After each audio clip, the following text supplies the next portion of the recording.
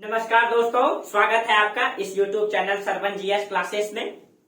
कैसे हैं आप सब? हम लोग पिछले क्लास में चर्चा कर रहे थे अलाउद्दीन खिलजी के बारे में। अलाउद्दीन खिलजी का बाजार नीति को हम लोग पिछले क्लास में चर्चा किए थे। अलाउद्दीन खिलजी ने बाजार नीति को क्यों लाया था ना, इनके बारे में हम लोग चर्चा किए थे। आज हम लोग चर्चा करेंगे कि सल्तनत काल का जो सिस्टम था, जो प्रशासन था, जो केंद्रीय विभाग था, ये किस तरीके से संचालित होता था। जैसे आज हमारा सिस्टम किस तरीके से संचालित होता है दोस्तों, कि देश में एक प्रधानमंत्री होता है, उसका चुनाव होता है, यानी लोकतंत्र है ना, लोकतंत्र है, जनता के द्वारा बनाया गया सिस्टम है ना, यानी जनता द्वारा, जनता के लिए, जनता का ही शासन को क्या कहते हैं, लोकतंत्र। लेकिन उस समय तो राजतंत्र था।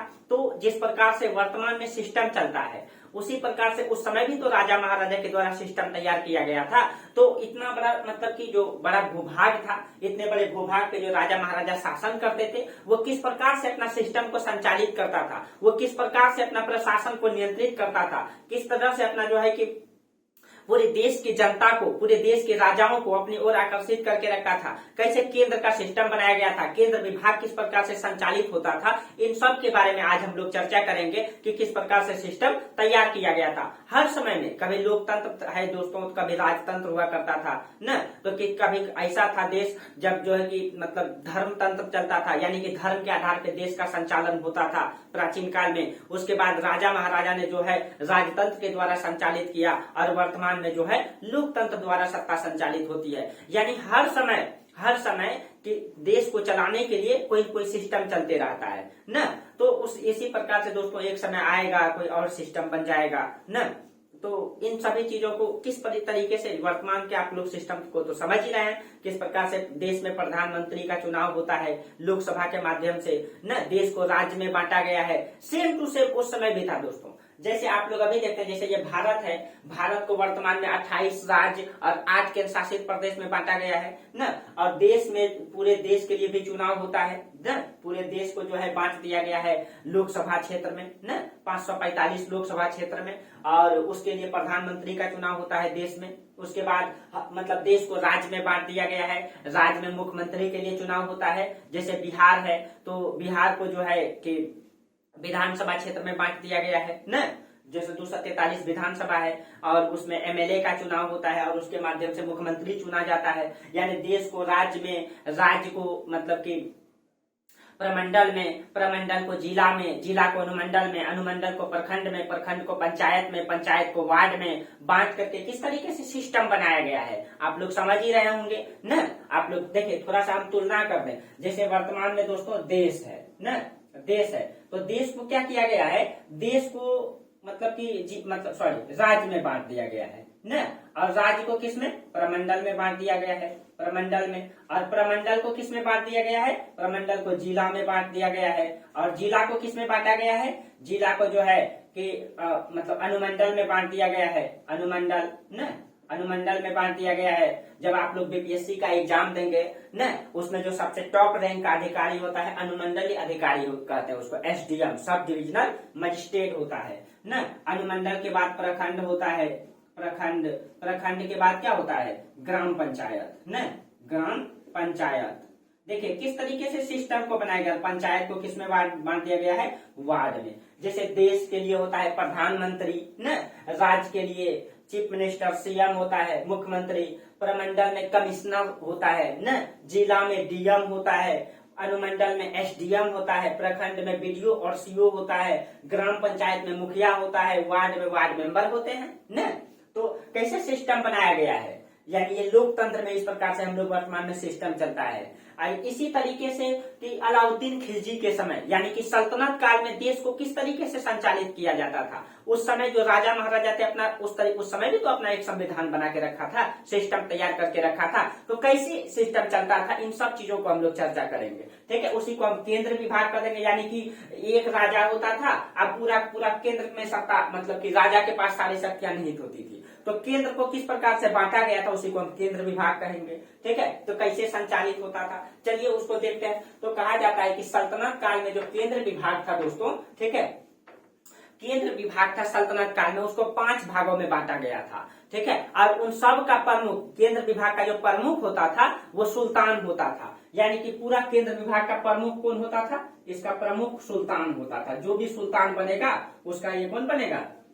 उसका प्रमुख होता था। ठीक है, केंद्र विभाग का प्रमुख जो है सुल्तान होता था। जो भी सुल्तान बनेगा इन सब का प्रमुख कहलाएगा। ठीक है, अब सल्तनत काल में विभाग को, केंद्र विभाग को कितने भागों में बांटा गया था? 5 भागों में बांटा गया था। तो पांचों का जो है हम लोग चर्चा कर लें। ठीक है, पांचों का हम लोग चर्चा कर लें। तो केंद्र विभाग को सल्तनत काल में 5 भागों में बांटा गया था। इन सबको हम लोग देख लेते हैं। देखिए,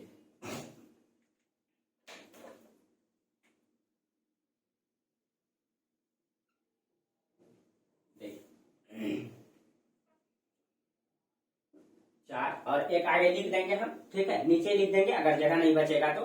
देखिए, एक होता था दीवान ए वजारत। ठीक है, दीवान ए वजारत, 1 नंबर में होता था दीवान ए वजारत। दीवान ए वजारत ये एक विभाग था। ठीक है, एक होता था दीवान ए आरिज। ठीक है, दीवान ए आरिज, दीवान ए आरिज। और एक होता था दीवान ए इंसा। अभी सब के बारे में चर्चा करते हैं। दीवान ए इंसा, 3 विभाग हो गया। एक विभाग होता था दीवान ए इंसा, दीवान ए रसालत। ठीक है, एक विभाग था दीवान ए रसालत, दीवान ए रसालत। सबके बारे में एक एक करके चर्चा करते हैं। और एक विभाग और होता था दीवान ए रियासत। अभी एक एक करके पहले हम चर्चा कर लेते हैं। पहले दीवान ए वजारत का। ठीक है, पहले दीवान ए वजारत आप लोग एक एक करके लिख लेंगे। 5 भागों में बांटा गया था। यहाँ नंबरिंग कर दीजिए, 1 2 3 4 और एक नीचे लिख देंगे। अभी पहले एक एक करके चल। देखिए, जो दीवान ए वजारत होता था दोस्तों, ठीक है, इसको ये जो विभाग था इसका प्रमुख को वजीर कहा जाता था। वजीर का मतलब प्रधानमंत्री। ठीक है, प्रधानमंत्री। तो दीवान ए वजारत जो था इसका जो प्रमुख होता था, इसका प्रमुख कौन होता था? इसका प्रमुख को जो है वजीर कहा जाता था, वजीर। ठीक है, और वजीर का मतलब क्या होता है? प्रधानमंत्री, प्रधानमंत्री। और अलाउद्दीन खिलजी के समय जो इस पोस्ट पे था, प्रधानमंत्री का पोस्ट पे, ये मलिक काफूर को रखा गया था। और मलिक काफूर के बारे में तो हम चर्चा किए तो दोस्तों। ठीक है, मलिक काफूर ने जो है, मलिक काफूर एक मतलब किन्नर था और इसको 1000 दिनारी भी कहा जाता है, क्योंकि इसको खरीद करके लाया गया था 1000 दिनार में।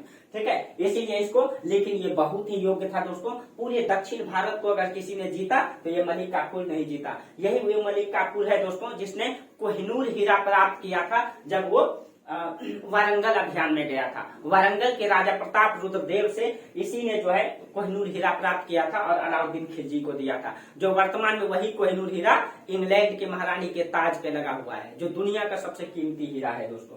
ठीक है, यही मलिक काफूर है। ठीक है, हम पिछले क्लास में भी चर्चा किए थे। उसके बाद जो दूसरा विभाग है दीवान ए आरिज, इसको सेना विभाग कहा जाता है। ये जो दीवान ए आरिज है ये सेना विभाग होता था। ठीक है, ये कौन सा विभाग था? ये सेना विभाग। अब थोड़ा सा हम अलाउद्दीन खिलजी के सेना के बारे में भी चर्चा कर लेते हैं। ठीक है, इसमें कई प्रकार का सेना था। इसमें अश्व सेना, गज सेना और पैदल सेना। जो इनकी सेना था सेना विभाग में, ये 3 प्रकार की सेना था। ठीक है, इसमें से आपका अश्व सेना था। अश्व मतलब घोड़ा, घुड़सवार सेना। ठीक है, एक था अश्व सेना। एक गज मतलब हाथी, हाथी सेना। ठीक है, दूसरा था हाथी सेना और तीसरा पद मतलब पैदल सेना। ठीक है, पैदल सेना। 3 प्रकार का सेना था अलाउद्दीन खिलजी के समय। और कहा जाता है कि जो इसमें अश्व सेना था, अश्व घुड़सवार सेना था, ये लगभग 4.75 लाख था। ठीक है, ये सबसे ज्यादा था, 4.75 लाख, लगभग 4.5 लाख जो है दोस्तों अश्व सेना था अलाउद्दीन खिलजी के समय, 4.5 लाख। और गज सेना सबसे कम था। और जो पैदल सेना था, ये पैदल सेना लगभग 5 लाख था। ये 5 लाख पद सेना था और ये सबसे कम था। ठीक है, ये जो है हाथी सेना सबसे कम था। ठीक है, लेकिन बहुत था दोस्तों। और लगभग माना जाता है कि अलाउद्दीन खिलजी के पास, ठीक है, लगभग 10 लाख सेनाएं थी। ठीक है, टोटल माना जाता है, टोटल सेना इनके पास कितना थी? टोटल सेना इनके पास 10 लाख थी। 10 लाख से अधिक ही बताता है दोस्तों। बरनी इनके बारे में बताता है कि लगभग इनके पास 10 लाख सेना थी। ठीक है। अब देखिए जो सेना हुआ करता था, सेना के बारे में थोड़ा बता दें, जो 10 अश्वरोही का सरदार होता था उसको सरखेल कहते थे। यानी कि 10 घुड़सवार सेना जो होता था, जिसको अश्वरोही, अश्व मतलब घोड़ा चलाने, रोही का मतलब चलाने वाला, अश्वरोही, ठीक है। जो 10 अश्वरोही का प्रमुख होता था दोस्तों, यानी कि 10 गो मतलब घोड़ा का सैनिक मिला करके एक सरदार बना दिया जाता था। इस तरीके से विभाग को बांट दिया गया था, यानी 10 घुड़सवार को मिला करके, ठीक है, एक को प्रमुख बना दिया। तो 10 अश्वरोही का जो सरदार होता था, ठीक है, या प्रमुख होता था, उसको क्या कहा जाता था, उसको जो है सरखेल कहा जाता था, उसको सरखेल, उसको जो है सरखेल कहा जाता था। और 10 सरखेल यानी कि 10 घुड़सवार, यानी कि 10 गो घोड़ा चलाने वाला को रख दिया और उसमें एक व्यक्ति को प्रमुख बना दिया, तो उसको सरखेल कहते थे, ठीक है। यानी कि एक सरखेल के अंतर्गत 10 घुड़सवार सेना होता था। और 10 सरखेल बराबर, 10 सरखेल बराबर जो है 10 सरखेल का एक सरदार होता था, ठीक है। 10 उसको जो है सिपा सालार कहते थे, ठीक है, उसको क्या कहते थे, सिपा सालार कहते थे, ठीक है। यानी कि इसके पास जो है 100 सैनिक होता था, 100 घुड़सवार सैनिक होता था, ठीक है, ठीक है, 100 घुड़सवार सैनिक होता था। इस प्रकार से और कहा जाता है जो अश्वरोही होता था दोस्तों, जो एक घोड़ा रखता था उसको 324 टंका प्रतिवर्ष वेतन मिलता था, ठीक है। हम इधर लिख देते हैं, जो एक घोड़ा रखता था, ठीक है, जो एक अश्वरोही था, एक घोड़ा रखने वाला अश्वरोही को 324 टंका प्रतिवर्ष में वेतन मिलता था, ठीक है, प्रतिवर्ष वेतन मिलता था।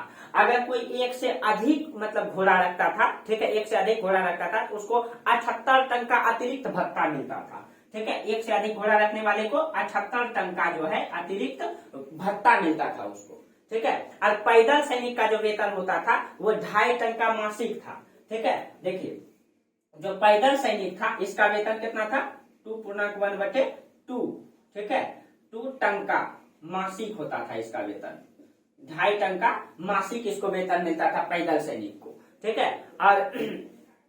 और ये इसमें जो सैनिक को जो नियंत्रित करता था उसके लिए युद्ध मंत्री होता था।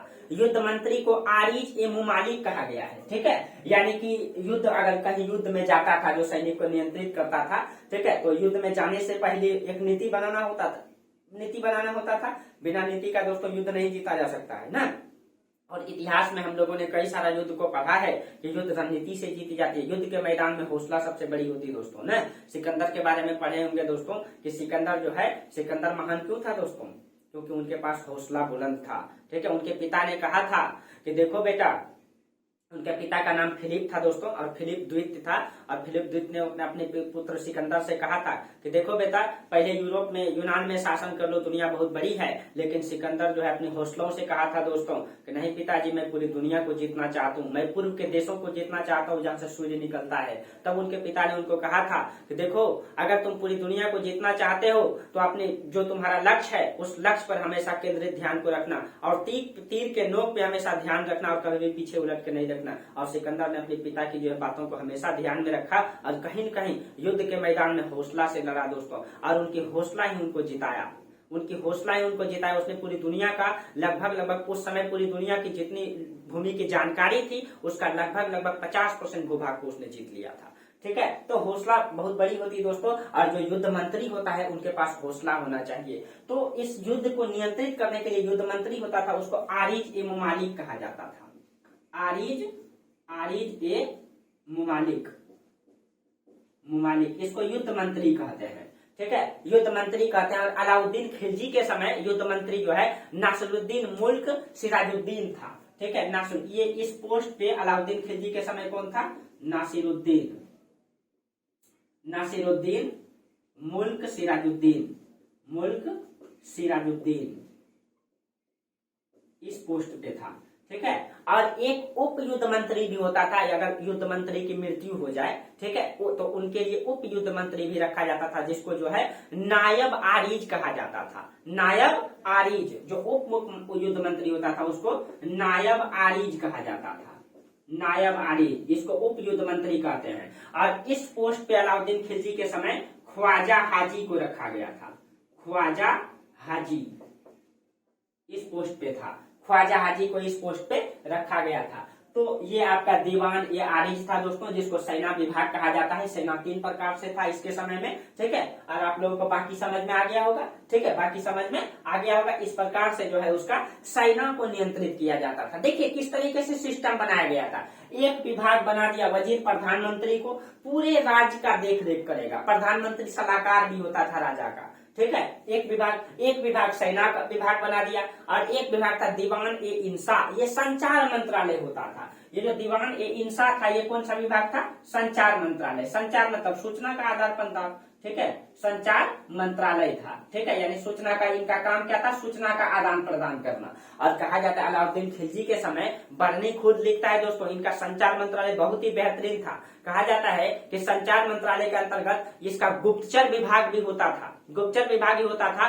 और खासकर ये शहर में नियुक्त किया जाता था। तो संचार मंत्रालय के अंतर्गत क्या होता था? गुप्तचर विभाग, गुप्तचर विभाग। और आप लोगों को गुप्तचर विभाग सबसे पहली बार गुप्तचर व्यवस्था के बारे में मौर्य साम्राज्य में पढ़ाए थे कि गुप्तचर का भी गुप्तचर होता था उसके समय में, न मौर्य साम्राज्य में, क्योंकि उतनी बड़ी मतलब साम्राज्य को संचालित करना तो आसान होता नहीं है। और अलाउद्दीन खिलजी ने भी कहीं कहीं पूरे उत्तर और पूरे दक्षिण भारत को जीता, और उसको संचालित करने के लिए कहीं कहीं बेहतर व्यवस्था चाहिए, ताकि एक भी लोग जो है राजा के खिलाफ मतलब रणनीति न बनाए, न रणनीति न बनाए। उस समय तो सिस्टम यही था, जिसकी लाठी उसकी भैंस, जो ज्यादा ताकतवर होता था वही राजा बनता था, ठीक है। तो यहाँ भी वही था, इसलिए इसने गुप्तचर विभाग बना करके रखा था। और गुप्तचर विभाग में कहा जाता है, बर्नी इसके बारे में लिखता है, बर्नी कहता है कि इसके गुप्तचर विभाग से मलिक वर्ग, अमीर वर्ग, बड़े अधिकारी वर्ग के घर में क्या खाना पकता था ये भी अलाउद्दीन खिलजी को सूचना जाता था। दिल्ली के बड़े अमीर वर्गों के घरों में क्या खाना पकता था ये भी सूचना जाता था,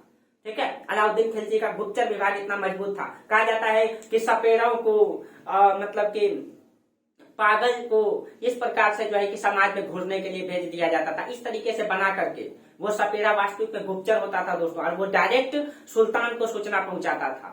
अगर कोई राजा के खिलाफ कोई योजना बना रहा है तो डायरेक्ट जाकर के राजा को सूचना पहुंचाता था। इतना मजबूत था इनका जो है गुप्तचर विभाग, ठीक है। और इसलिए तो ये गुप्तचर विभाग था। बर्नी इसके बारे में चर्चा भी करता है, यानी पूरे साम्राज्य में गुप्तचर को लगा दिया गया था। और कहाँ ठीक ठाक से सिस्टम चल रहा है कि नहीं मजबूती से, उन सब का देख रेख करता था ये संचार मंत्रालय, ठीक है। तो दीवान ए इंसा कहते हैं। और एक विभाग था आपका दीवान ए रसालत। देखिए दीवान ए रसालत के बारे में बहुत अधिक जानकारी प्राप्त नहीं होती है दोस्तों, लेकिन इसके बारे में कहा जाता है कि जो दीवान ए रसालत है ना, ये परराष्ट्र विभाग था। ये कौन सा विभाग था? परराष्ट्र, परराष्ट्र नाम से ही स्पष्ट है, परराष्ट्र विभाग था ये, ठीक है, परराष्ट्र विभाग था। इसका मतलब क्या हुआ? पर मतलब विदेशी, ठीक है, दूसरा राष्ट्र, ठीक है। इसके बारे में अधिक जानकारी तो नहीं है, लेकिन इसके बारे में ये कहा जाता है कि ये जो है कि जब विदेशी आते थे, जिसको हम लोग राजदूत कहते हैं, राजदूत का स्वागत करना, उसके साथ बातचीत करना, उसके साथ बैठना, उसके साथ पत्राचार करना, उसका सेवा सत्कार करना, उसका रहने की व्यवस्था करना, विदेशी से संबंध जोड़ना, इन सब का काम जो है दीवान ए रसालत करता था, यानी परराष्ट्र विभाग करता था। विदेश से कौन कितना क्या लाया, कौन आया, उन सब का रजिस्टर मेंटेन ये करता था, परराष्ट्र विभाग, ठीक है। ये इस तरीके से ये 4 विभाग हो गया। और एक विभाग था दीवान ए रियासत, ठीक है। तो इधर 5वां विभाग हम इधर लिख देते हैं, दीवान ए रियासत, दीवान ए रियासत, ये इसका 5वां विभाग था, ठीक है। अब देखिए दीवान ए रियासत क्या था, तो इसमें दीवान ए रियासत जो है वाणिज्य विभाग, इसको कहते हैं वाणिज्य विभाग, वाणिज्य विभाग। देखिए वाणिज्य विभाग, और इसके बारे में कहा जाता है कि ये विभाग जो है राजधानी और उसके आसपास में जितने भी रियासत फैला हुआ था, जैसे दिल्ली उसकी राजधानी थी, ठीक है, दिल्ली और इसके आसपास में जितने भी रियासत फैला हुआ था, छोटे छोटे रियासत था, ठीक है, उन रियासतों का आर्थिक मामले का देख रेख करना, उसका नियंत्रण करना, क्योंकि जो आसपास का रियासत होता था दोस्तों, ठीक है, उससे अधिक संपत्ति आती थी, उससे अधिक आय प्राप्त होता था, क्योंकि उस पर प्रत्यक्ष कब्जा राजा का होता था, न प्रत्यक्ष नियंत्रण कहीं के स्थापित करके रखता था, तो उसका देख रेख करना, ठीक है, उसका नियंत्रण स्थापित करना, इसीलिए उसके लिए एक नया विभाग इसीलिए बना दिया गया था, क्योंकि ये मजबूत होता था ये राष्ट्र। और ये राष्ट्र क्या होता था, राजा के खिलाफ ज्यादा जाता था, ज्यादा के खिलाफ विद्रोह करता था, इसलिए इसके लिए एक विभाग ही बना दिया था दीवान ए रियासत, ठीक है। तो ये जो है राजधानी के आसपास फैले जितना भी रियासत था उनका देख रेख करना, उसका नियंत्रण करना, इन सब का इसका काम था। तो किस प्रकार से दिल्ली सल्तनत को दोस्तों 5 विभाग में बांट दिया था, यानी एक विभाग सेना का देख रेख करेगा, एक विभाग राज्य का देख रेख करेगा, एक विभाग राजा का सलाहकार बन के रहेगा प्रधानमंत्री, ठीक है, एक विभाग जो है सूचना को आदान प्रदान करेगा, एक विभाग विदेशी आएगा उसका देख रेख करेगा। तो उस समय भी सिस्टम था दोस्तों, उस समय भी सिस्टम तैयार करके रखा गया था ना, कहीं कहीं सिस्टमेटिक तरीके से कार्य किया जाता। और हम लोग इसको प्राचीन काल से ही देखते आ रहे हैं ना, प्राचीन काल में भी इसके बारे में हम लोग पढ़े।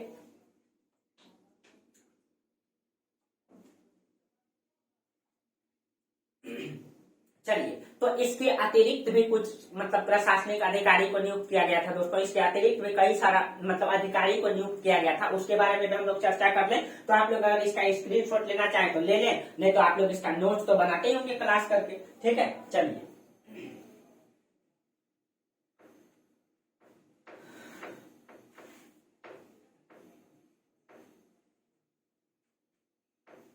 देखिए इसके अतिरिक्त जो है कई सारे प्रशासनिक अधिकारी भी होते थे जो कार्य करता था, ठीक है। जैसे एक होता था ख्वाजा हाजी, ठीक है, ये ख्वाजा हाजी जो है महल और दरबार में होने वाला खर्च का हिसाब रखता था, ठीक है, मतलब हिसाब रखता था। एक पोस्ट था ख्वाजा हाजी। अब आप लोग देखिए ख्वाजा हाजी, ये एक पोस्ट था दोस्तों, ये एक पद है, ये एक पोस्ट है, ठीक है। ये क्या करता था, महल में और दरबार में कितना खर्च हुआ, ठीक है, यानी कि एक महल में यानी कि राजा का जो महल होता था या दरबार में, ठीक है, कितना खर्च होता था उसका देख रेख करना। क्योंकि दोस्तों राजा महाराजा के दरबार में तो हजारों लोगों का खाना बनता था, हजारों नौकरशाही होते थे, ठीक है, और राजा पे बहुत ज्यादा खर्च होता था। तो उसका देख रेख करना, उसका खर्च का नियंत्रण करना, उसका रजिस्टर मेंटेन करना, ये सब जो पोस्ट होता था ये ख्वाजा हाजी करता था इसका देख रेख, ठीक है। और एक पोस्ट था सदर ए जहां, ठीक है, एक पोस्ट था सदर ए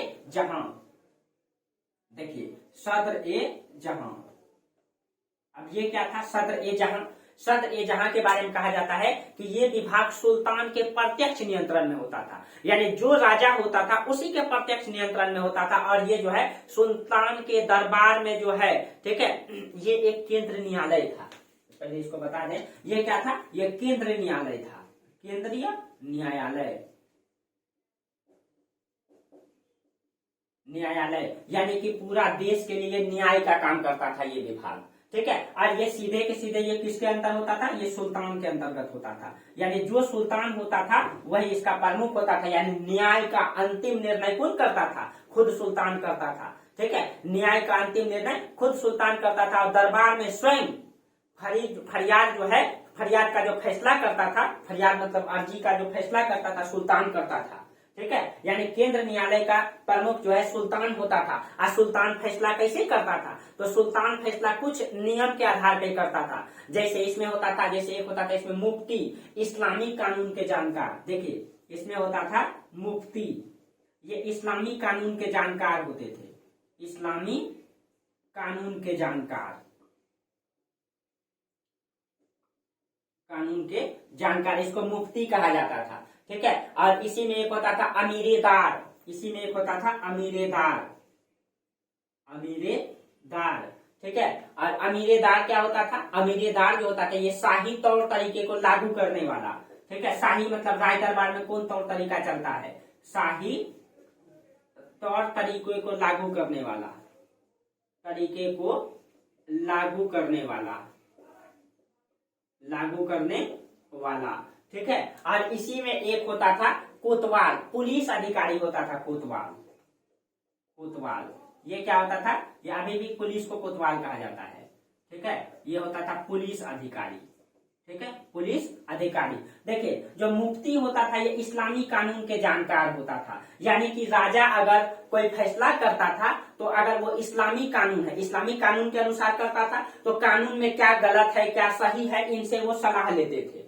ठीक है, मुफ्ती से, ठीक है। और अमीरेदार शाही तौर तरीके को ये जो है शाही तौर तरीके का जानकारी रखते थे। और जब राजा के पास कोई फैसला मतलब सुनाना होता था राजा को तो इन सब से वो सलाह लेते थे। और सलाह किस आधार पे लेते थे, किस आधार पे लेते थे, देखिए एक होता था जहादारी राजकीय कानून, एक होता था शाही सलीकत शाही तौर तरीका, और एक होता था शरीयत, इस्लामिक कानून, इन तीनों को देखते हुए न्याय करते थे राजा। यानी कि शाही तौर तरीके को, राज के कानून को, इस्लामी कानून को देखते हुए, ठीक है, सबको देखते हुए राजा क्या करते थे, निर्णय लेते थे। ठीक है, और अंतिम निर्णय किसके पास होता था, सुल्तान के पास होता था। ठीक है, ये था आपका केंद्रीय न्यायालय। ठीक है, अब देखिए इसके अलावा जो है प्रांतीय प्रशासन, थोड़ा सा हम लोग चर्चा करते हैं इसके अलावा प्रांतीय प्रशासन के बारे में। देखिए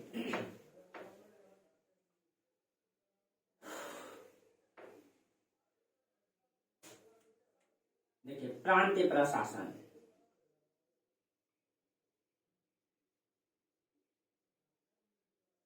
तो प्रांतीय प्रशासन क्या होता था, अलाउद्दीन के समय जो है दिल्ली सल्तनत को 11 प्रांतों में बांटा गया था। ठीक है, दिल्ली सल्तनत को कितना भागों में बांटा गया था, 11 प्रांतों में। प्रांत का मतलब राज्य था दोस्तों। जिस समय अपना देश आजाद हुआ था तो उस समय भी देश को प्रांतों में बांटा गया था। ठीक है, प्रांत का मतलब राज्य। जैसे अभी देश को 28 राज्यों में बांट दिए, उसी तरह अलाउद्दीन खिलजी जो है सिस्टम को बनाने के लिए, जैसे ये भारत है, ठीक है, तो जैसे एक दिल्ली एक हो गया यहाँ पे, इस तरह से एक करामानी पूरे प्रांत बना दिया गया था। ठीक है, इसी तरीके से पूरे भारत को उसने जो है 11 प्रांतों में बांट दिया। और राजा खुद जैसे अभी है, अभी क्या होता है देश में, दिल्ली में प्रधानमंत्री बैठते हैं न, दिल्ली में कौन होता है, प्रधानमंत्री, और उसके बाद राज्य में कौन होता है, मुख्यमंत्री ने, मुख्यमंत्री होते हैं। उसी तरीके से अलाउद्दीन खिलजी सत्ता को ठीक से संचालित हो पाए, इसके लिए क्या किए थे, 11 प्रांतों में बांट दिए थे। ठीक है, यानी कि मान लीजिए ये एक देश है उनका, तो देश में वो खुद यहाँ पे राजा बैठते थे। केंद्र में कौन बैठते थे, केंद्र में राजा। ठीक है, और वो क्या करते थे, कई इसको कितने भागों में बांट दिए, प्रांतों में 11 भागों में बांट दिए। ठीक है, और इसको क्या कहा जाता था, इसको प्रांत कहा जाता था। ठीक है, 11 इस तरीके से प्रांत हो गया। और प्रांत जो प्रांत को इसमें जो है इक्ता या अक्ता कहा जाता था। ठीक है, इस प्रांत को क्या कहा जाता था, इक्ता। प्रांत को क्या कहा जाता था, इक्ता या अक्ता, इक्ता या अक्ता। और देखिए, और प्रांत का जो प्रमुख होता था, यानी कि जैसे अभी केंद्र में होता है प्रधानमंत्री, और यहाँ पे अभी क्या होता है, केंद्र में प्रधानमंत्री, उस समय होता है राजा, और उस समय प्रांत को इक्ता कहा जाता था या अक्ता। और यहाँ पे जो प्रांत का जो प्रमुख होता था उसको मुक्ता, मुक्ति या वलू कहा जाता था। देखिए, यहाँ का प्रमुख को क्या कहा जाता था, इसका प्रमुख को मुक्ता कहा जाता था, या इसको मुक्ति कहा जाता था, या इसको मुक्ति, या इसको वली कहा जाता था। क्या कहा जाता था, वली कहा जाता था। ठीक है, अब कहा जाता है वली कहा जाता था। और जो बड़ा प्रांत का जो प्रमुख होता था उसको मलिक कहा जाता, यानी कि कोई प्रांत बड़ा होता था, कोई प्रांत छोटा होता था। जो बड़ा प्रांत होता था, ठीक है, बड़ा प्रांत का जो प्रमुख होता था उसको मलिक कहा जाता था। उसको क्या कहा जाता था, मलिक, मलिक कहा जाता था। ठीक है, और इस पर हाँ, और जो प्रांतपति होते थे या इस एकता के मुक्ता पोस्ट पर या मलिक पोस्ट पर जो है अमीर तुर्कों को ही रखा जाता था। ठीक है, इस पोस्ट पे कौन रहते थे, अमीर तुर्क ही रहते थे, निम्न तबीले के लोगों को नहीं रखा जाता था। अमीर तुर्क जो होते थे उसी को रखा जाता था। ठीक है, अमीर तुर्क। और देखिए इसके अतिरिक्त दोस्तों, इसके अतिरिक्त जो है मतलब राजमहल में, ठीक है, राज दरबार में और किले के देख रेख करने के लिए सचिव स्तर पे जो है, ठीक है, कई सारे कर्मचारी को नियुक्त किया जाता था। ठीक है, जैसे इसी में होता था वकीलदार, इसी में होता था सर्जनदार, इसी में होता था मैमार, इसी में होता था नायक वारक। ठीक है, नायक वारक। तो देखिए इसी में क्या क्या होता था, इसके अतिरिक्त जो है कई सारे मतलब सचिव स्तर के कई सारे अधिकारी को नियुक्त किया गया था। जैसे होता था वकीलदार, वकीलदार आप लोग लिख लीजिए। वकीलदार का क्या काम था, ये जो है शाही महल और सुल्तान की देख रेख करने वाला ये कर्मचारी का प्रधान होता था। जो सुल्तान का देख रेख करता था, शाही महल का देख रेख करता था, उसके कर्मचारी का प्रधान होता था ये। ठीक है, एक होता था, ठीक है, एक होता था सर्जनदार, एक होता था सर्जनदार, सर्जनदार। ठीक है, ये सर्जनदार का क्या काम था, ये सर्जनदार का ये सुल्तान के अस्त्र शस्त्र और जो है अंगरक्षकों का प्रधान था। ठीक है, अस्त्र शस्त्र और अंगरक्षकों का ये प्रधान होता था, ये सर्जनदार। उसके एक होता था मैमार, ये किला और शाही महल को बनाने वाला इंजीनियर होता था। ठीक है, किला बनाना है, महल बनाना है, ठीक है, इसका इंजीनियर होता था ये। ठीक है, उसके बाद होता है नायक वारक। ठीक है, ये राजा के दरबार के समस्त कार्यों को देखरेख करता था, नायक वारक,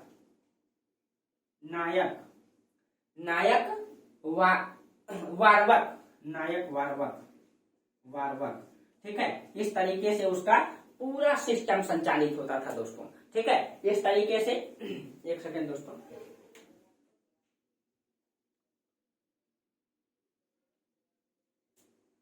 देखिए इस तरीके से दोस्तों अलाउद्दीन खिलजी का जो है पूरा सिस्टम संचालित होता था। ठीक है, यानी कि पूरे के पूरे केंद्र विभाग का प्रमुख जो है सुल्तान होता था, अंतिम निर्णय सुल्तान का होता था। उसके पूरे के जो केंद्र विभाग था उसको 5 भागों में बांटा गया था, दीवान वजारत, दीवान आरिफ, दीवान इंसा, दीवान रखालत और दीवान रियासत। उसके बाद इसका प्रांतीय सिस्टम को बनाया गया था, यानी कि खिलजी के साम्राज्य के जो मतलब राज्य को, ठीक है, उसके साम्राज्य को 11 प्रांतों में बांटा गया था। प्रांत का जो प्रमुख होता था उसको मुक्ता, मुफ्ती या वली कहा जाता था।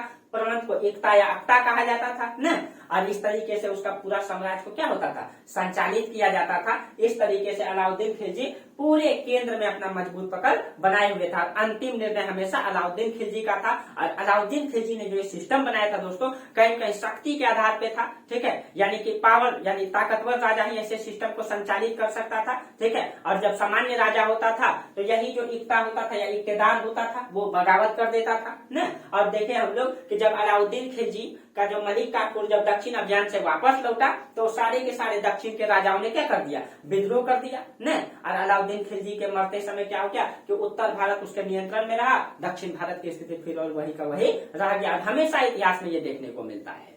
ठीक है, हमेशा इतिहास में ये देखने को मिलता है। ठीक है, चलिए अब थोड़ा सा हम लोग दोस्तों चर्चा कर लें। अलाउद्दीन खिलजी के समय जो खिलजी मतलब साम्राज्य आया, इसको खिलजी साम्राज्य जैसे आया तो उसको खिलजी क्रांति के नाम से जाना जाता है। ठीक है, तो जब खिलजी वंश आया तो उसको क्रांति के नाम से क्यों जाता है, उसको क्रांति, खिलजी क्रांति के नाम से क्यों जाना जाता है, थोड़ा सा हम लोग चर्चा करेंगे खिलजी क्रांति के बारे में। ठीक है, चलिए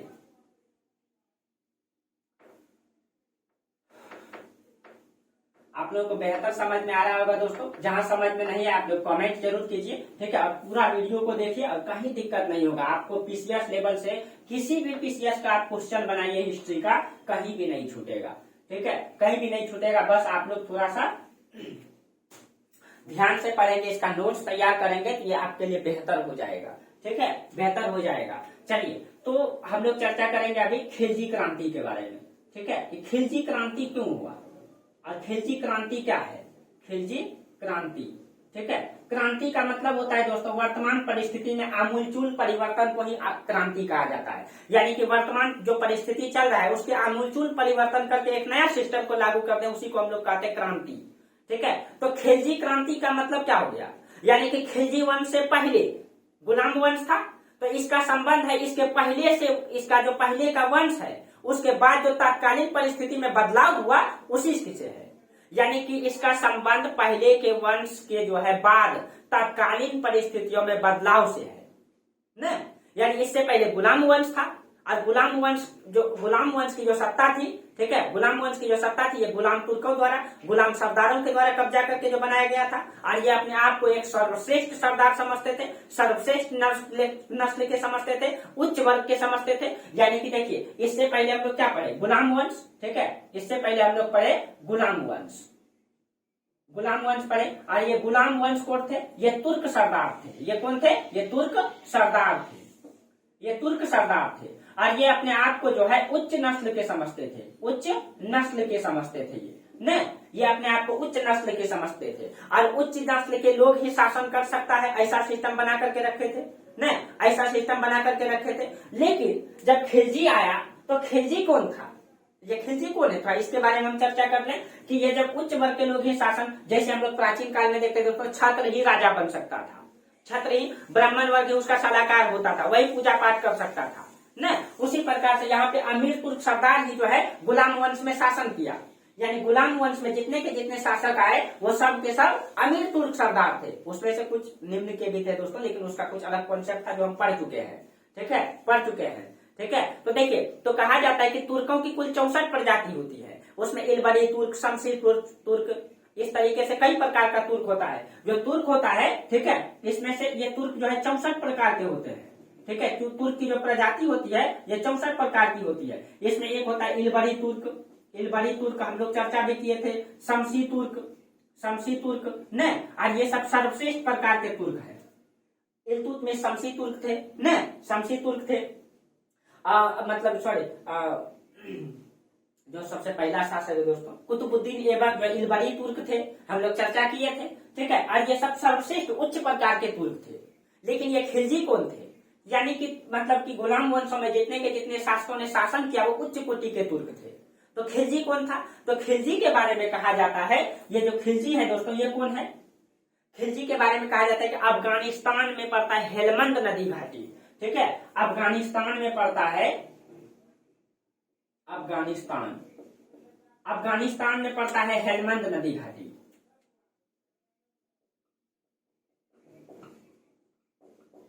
यहां पे है हेलमंद नदी घाटी, हेलमंद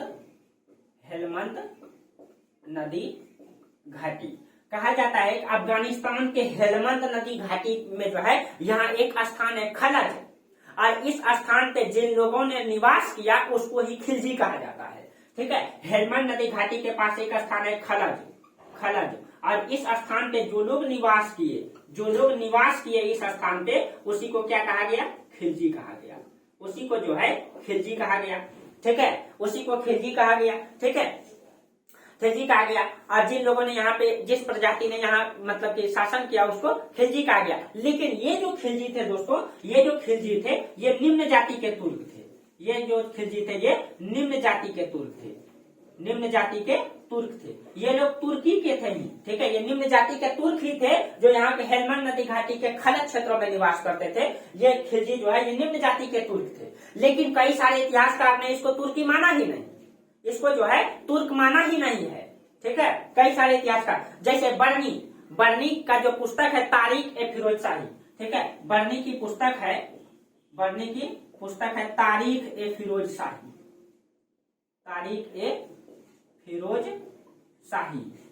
इस पुस्तक में बर्नी ने जो है इसको तुर्क माना ही नहीं है, ठीक है। तुर्क जो है इसको दिल्ली मतलब इस पुस्तक में बर्नी लिखता है कि ये तुर्की नहीं है, ये तुर्क नहीं है।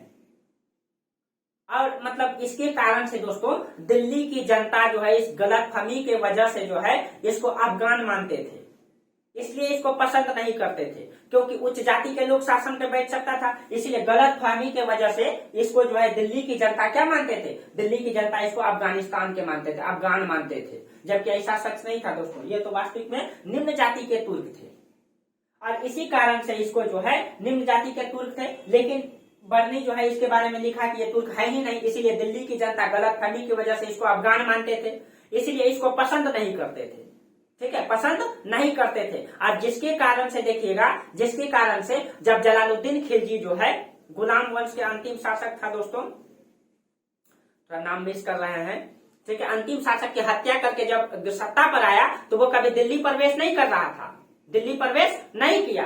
दिल्ली प्रवेश क्यों नहीं किया, क्योंकि उनको जो है वहां की जनता नहीं मान रहा था। लेकिन जब वहां की जनता ने खुद उसको आमंत्रित किया, उसने जो है मतलब गुलाम वंश के जो अंतिम राजा था दोस्तों, उसका नाम था मिस कर रहे हैं, उसकी जब हत्या किया था तो आज जलालुद्दीन खिलजी ने किया, और जलालुद्दीन खिलजी ने उसकी हत्या करके अपना राज्याभिषेक कहाँ किया, तो किलो खड़ी के महल में किया, जिसको बलबन ने बनाया था, यानी दिल्ली में नहीं किया, किलो खड़ी के लाल महल में किया, ठीक है। और वो डर से दिल्ली नहीं जा रहा था, क्योंकि ये निम्न जाति के थे, इसको जनता पसंद नहीं करती थी। लेकिन वहां की जनता ने इसको खुद जब बुलाया, ठीक है, तब ये दिल्ली प्रवेश किए। दिल्ली की कोतवाल फखरुद्दीन इसको खुद बुलाए, तब ये जाकर के दिल्ली गए, ठीक है, नहीं तो ये दिल्ली जा भी नहीं रहे थे, ठीक है। तो इस तरीके से इसके बारे में चर्चा आता है, ठीक है। तो हिंदुस्तान में, लेकिन थोड़ा सा इसके बारे में ये चर्चा करते हैं दोस्तों कि हिंदुस्तान में पहली बार खिलजी का आगमन कब हुआ, ठीक है, यानी पहली बार खिलजियों का उदय कब दिखाई देता है। तो आप याद कीजिए दोस्तों, जब मोहम्मद गौरी ने आक्रमण किया था पहली बार 1191 में, ठीक है, 1191 ईस्वी में जब आक्रमण किया था, जिसको हम लोग तराइन का प्रथम युद्ध कहते हैं, तराइन का प्रथम युद्ध कहते हैं। इस युद्ध में मोहम्मद गौरी हार गया था पृथ्वीराज चौहान से। मोहम्मद गौरी जो है तराइन का प्रथम युद्ध में पृथ्वीराज चौहान से जब हार गया था, ठीक है, तो जब हार करके वो जब भाग रहा था तो पहली बार एक खिलजी ने ही इसको बचाया था, पहली बार एक खिलजी ने ही मोहम्मद गौरी को बचाया था। और यहीं से पहली बार जो है खिलजियों का मतलब कि चर्चा दिखाई देता है इतिहास में, भारतीय इतिहास में पहली बार खिलजियों की चर्चा यहाँ दिखाई देता है, खिलजी का पता पहली बार यहाँ से चलता है, ठीक है। चलिए दोस्तों, ये तो हम लोग खिलजी के बारे में चर्चा किए, लेकिन हमको जानना क्या है, खिलजी क्रांति क्या है, ठीक है। ये आपका मेंस का भी टॉपिक है, मेंस में भी लिखने के लिए दे दिया जाएगा कि खिलजी क्रांति से क्या तात्पर्य है, खिलजी क्रांति क्यों, जब खिलजी के शासक आए तो खिलजी क्रांति क्यों? ठीक है, तो चलिए इसके बारे में हम लोग चर्चा करते हैं कि खिलजी क्रांति क्यों।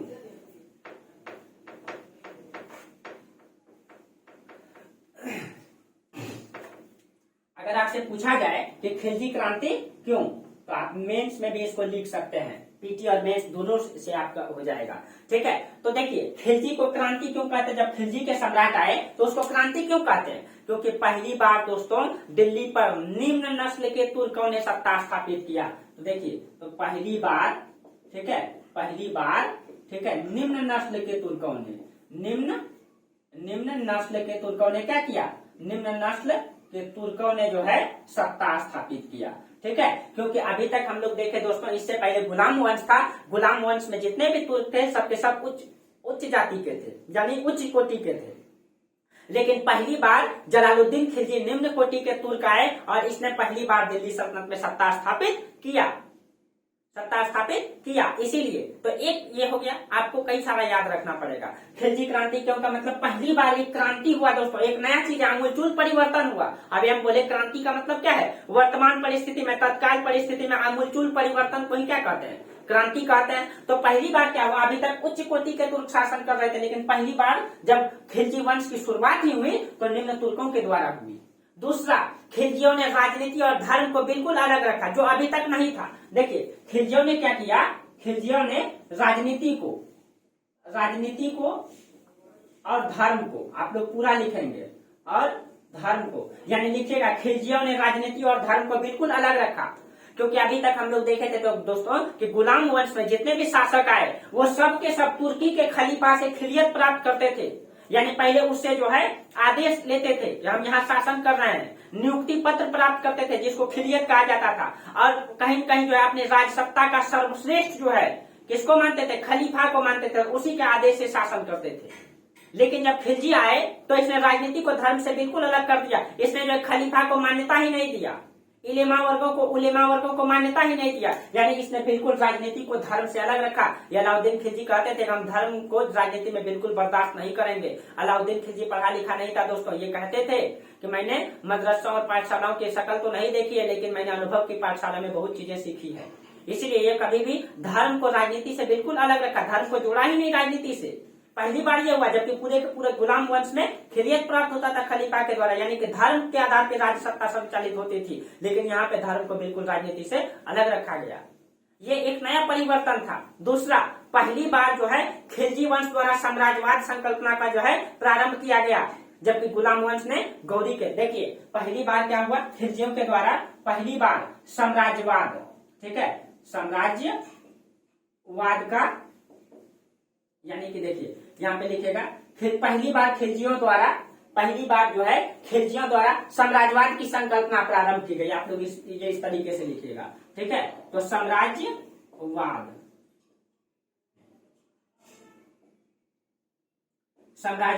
प्रारंभ की गई, यानी कि साम्राज्य का विस्तार किया गया। हम लोग इससे पहले पढ़े थे गुलाम वंशों ने, जो मोहम्मद गौरी ने जितने भूभाग को मोहम्मद गौरी ने जीता, उसी भूभाग पर पूरे के पूरे गुलाम वंश के शासकों ने उसी को संरक्षित किया, उसी के विद्रोह को दबाने में अपना सत्ता को कायम रखा और उतना ही शासन कर पाया। लेकिन खिलजी वंश में जब अलाउद्दीन खिलजी आया तो उसने पूरे उत्तर भारत को और पूरे दक्षिण भारत को भी जीता, जिसको हम लोग पढ़े भी, ठीक है। तो ये एक हो गया। चौथा, आप लोग इन सभी को याद रखिएगा, ठीक है। चौथा, ठीक है। उसके बाद खिलजी वंश गुलाम वंश के वर्चस्व को तोड़ा। अभी तक गुलाम वंश चल रहा था और उसके वर्चस्व को तोड़ा। तो याद लिखिएगा खिलजी वंश गुलाम वंश, आप लोग पूरा लिखिएगा, गुलाम वंश के वर्चस्व को तोड़ा इसने, ठीक है। वर्चस्व को तोड़ा जिसमें अमीर तुर्क शासन करते थे। उसके बाद खिलजी वंश ने खलीफा को महत्व प्रदान ही नहीं किया। देखिए इसने जो है खलीफा को महत्व प्रदान ही नहीं किया, आपको अभी तुरंत चर्चा किए, खलीफा को महत्व प्रदान ही नहीं किया। यानी कि अभी तक गुलाम वंश में जितने भी शासक थे वो खलीफा से खिलियत प्राप्त करते थे, लेकिन अलाउद्दीन खिलजी जब आए दोस्तों, और जलालुद्दीन खिलजी भी, ये जो है कि खलीफा को महत्व ही नहीं दिया। यहाँ तक कि मुबारक शाह खिलजी जब आया अलाउद्दीन खिलजी के बाद, तो वो खुद अपने आप को खलीफा घोषित कर दिए। अलाउद्दीन खिलजी तो खलीफा को मान्यता नहीं दिए, उलेमा वर्गों को मान्यता नहीं दिए, धर्म को राजनीति से बिल्कुल अलग रखे। लेकिन अलाउद्दीन खिलजी के बाद जब मुबारक शाह खिलजी आए तो वो अपने आप को ही खलीफा घोषित कर दिए। ये तो और 2 कदम पिता से आगे निकल गए, ठीक है, 2 कदम और आगे निकल गए, ठीक है, मुबारक शाह खिलजी। तो खलीफा को इसने महत्व दिया ही नहीं। उसके बाद छठा लिखिएगा, खिलजियों ने जनता को भी महत्व प्रदान किया, ठीक है, हालांकि ये सत्ता शक्ति है, तो इसने क्या किया, जनता को भी महत्व दिया, ठीक है। तो आप लोग लिखिएगा, खिलजियों ने जनता को भी महत्व दिया। तो जनता को महत्व का मतलब दोस्तों हम अभी तुरंत चर्चा किए कि जब जलालुद्दीन खिलजी जो है, ठीक है, गुलाम वंश के अंतिम शासक की जब हत्या किया तो वो किलो खड़ी के लाल महल में अपना राज्याभिषेक किया, और जब तक उसको ये महसूस नहीं हो गया कि दिल्ली की जनता मुझे चाहती है, दिल्ली की जनता जो है मुझे बुलाना चाहती है दिल्ली, तब तक वो दिल्ली की गद्दी धारण नहीं किया। यानी कि जनता के राय को भी इसने रखा, जनता को भी महत्व दिया। उसके बाद खिलजी वंश पहली बार शक्ति के आधार पर सत्ता का संचालन किया। शक्ति मतलब ताकत के आधार पर, तलवार के बल पे, ताकत पे इसने सत्ता को संचालित किया। तो ये एक साथ 8वां लिखिएगा, इसने जो है शक्ति के आधार पे सत्ता का संचालन किया, ठीक है। इसने न तो अमीर वर्गों को, न तो खलीफा को, न उलेमा वर्ग को, उलेमा वर्ग धर्म गुरु को उलेमा कहा जाता है, ठीक है, इन सभी को इसमें महत्व प्रदान नहीं किया। शक्ति के आधार पे सत्ता का संचालन किया, शक्ति के आधार पे सत्ता का संचालन किया, ठीक है। तो आप देखिए दोस्तों, इस प्रकार से आप मेंस में भी इसको लिख सकते हैं, खिलजी क्रांति को, ठीक है, खिलजी क्रांति को मेंस में भी लिख सकते हैं। और लास्ट में आप इसको निष्कर्ष को लिख दीजिए कि उपरोक्त तथ्यों के आधार पे यह देखा गया कि खिलजियों ने तात्कालीन समय में गुलाम वंश की सापेक्ष में एक आमूलचूल परिवर्तन को जन्म दिया, जिसकी वजह से इसे खिलजी क्रांति का काल कहा गया। थोड़ा सा इंट्रोडक्शन भी दे देंगे, इंट्रोडक्शन में दे देंगे खिलजी काल दे देंगे, मतलब कि खिलजी वंश कब से कब तक चला। ये हेलमंद नदी, ये अफगानिस्तान के हेलमंद नदी घाटी क्षेत्र के खलज क्षेत्र के रहने वाले निम्न जाति के तुर्क थे। बस इंट्रोडक्शन 10-15 वर्ड में दे देना है। उसके बाद खिलजी क्रांति निष्कर्ष, मतलब क्रांति लिख देना, लास्ट में निष्कर्ष लिख देना है, आपका मेंस में भी हो जाएगा, ठीक है। तो अपने तरीके से, तो इस तरीके से इसको हम लोग खिलजी क्रांति कहते हैं। तो इस तरीके से दोस्तों खिलजी वंश की सत्ता जो है समाप्त होती है, ठीक है। अब जो बचा है मुबारक शाह खिलजी, उसके बारे में थोड़ा सा हम अगले क्लास में चर्चा कर देंगे। उसके बाद खिलजी वंश के बाद को ना तुगलक वंश को हम लोग पढ़ेंगे, ठीक है। ये जो है खिलजी वंश जो है मतलब सल्तनत काल में सबसे छोटा वंश रहा है, सबसे कम समय तक शासन करने वाला वंश रहा है ना। तो क्योंकि मतलब ये जो है कि कब स्थापित हुआ,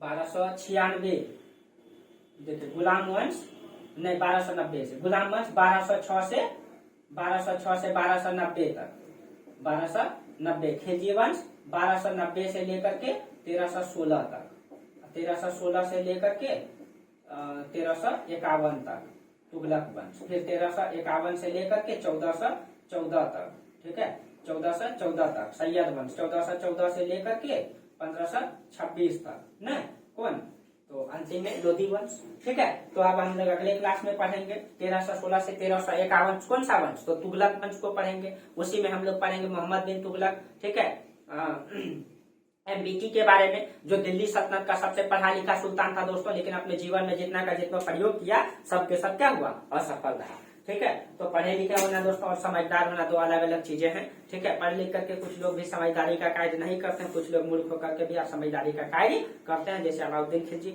ठीक है। चलिए तो दोस्तों आज हम लोग का क्लास यहीं तक रहने दीजिए। आप लोग को अगर बेटर लगता है तो आप लोग लाइक कीजिए दोस्तों, सब्सक्राइब कीजिए, और जहां भी त्रुटि होती है आप लोग कमेंट में जरूर लिखिए, ठीक है। आप लोग को नोट्स मिल जाएगा मतलब कि टेलीग्राम ग्रुप में, ठीक है। तो आप लोग क्लास कंटिन्यू कीजिए, उसका नोट्स बनाइए, फिर हम अगले क्लास में तरीका भी बताते रहेंगे। जहां जहां दिक्कत हो आप लोग कमेंट जरूर कीजिए, ठीक है। चलिए तो आज यहीं तक रहने दीजिए, तब तक के लिए बहुत बहुत धन्यवाद, थैंक यू।